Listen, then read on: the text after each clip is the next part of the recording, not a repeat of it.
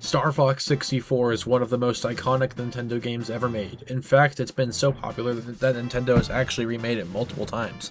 But one of the coolest things about the game isn't the graphics or the bosses or even the voice acting, it's the branching paths. One of the most iconic parts of Star Fox 64 is how you can play the game in so many different ways. Depending on what you do on each level, you can take a separate path. It feels like there's almost an infinite number of ways you can beat the game. But how many ways are there to actually beat the game? Well, in Star Fox 64, there's actually 25 unique paths you can take.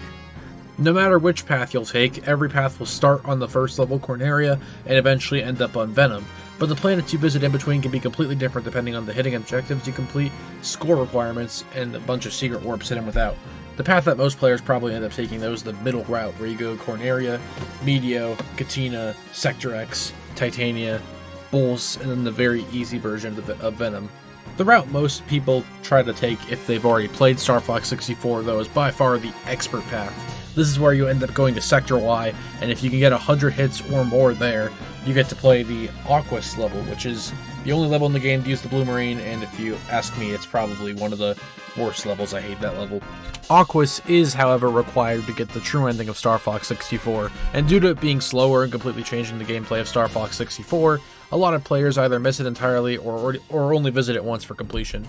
Which path in Star Fox 64 is your favorite? Are you going to give the remake a try? Let me know in the comments down below.